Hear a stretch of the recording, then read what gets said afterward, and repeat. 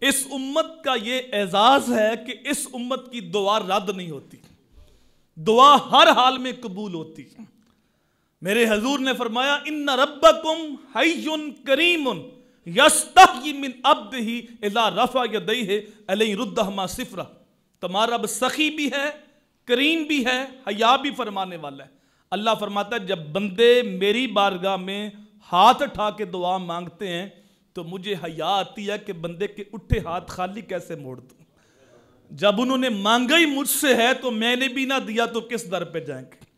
مسجد نبی کا کونا تھا، ایک صحابی دعا مانگ رہے تھے اور دعا کے الفاظ بڑے خوبصورت تھے۔ اللہم انی اسألک بانک انت اللہ، اے اللہ میں تو اسے اس لیے مانگتا ہوں کہ تو میرا اللہ ہے۔ حضور نے وہ الفاظ سنے اور ایک صحابی کو پیغام دے کے بھیجا کہ وہ جو کونے میں بیٹھا دعا مانگ رہا ہے اس کو جا کے بشارت دے دو کہ تمہارا دعا مانگنے کا انداز ایسا ہے، مالک نے تمہاری دعا کو قبول کر لیا۔ تو دعا ہر حال میں قبول ہے۔ ایک تو یہ کہ جو بندہ مانگتا ہے اس کو فوراً عطا ہو جاتا ہے، اگر وہ نہ ہو تو پھر اس سے بہتر چیز کو عطا ہو جاتی ہے۔ اگر یہ بھی نہ ہو تو اس دعا کی برکت سے کوئی مصیبت، کوئی پریشانی آنے والی ہوتی ہے، اس دعا کی برکت سے وہ ٹل جاتی ہے۔ اور اگر یہ بھی نہ ہو تو اس دعا کو قیامت کے لیے ذخیرہ کر لیا جاتا ہے۔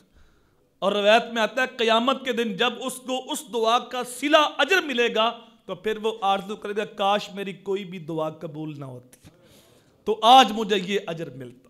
تو وہ اتنا کریم ہے، بندے کے اٹھے ہاتھ خالی نہیں موڑتا۔ وہ ایک آدمی تھا نا بت خانے میں، یا سنامی کہہ رہا تھا، یا سنامی یا سنامی، ساری رات بت کو پکارتا رہا۔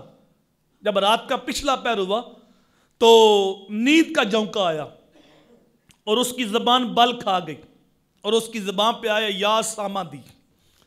اب یہ اللہ کا نام اس کی زبان پہ آ گیا تو اللہ نے کہا جبریل جلدی جا، میرا بندہ جو مانگتا ہے جولیاں بھر دے۔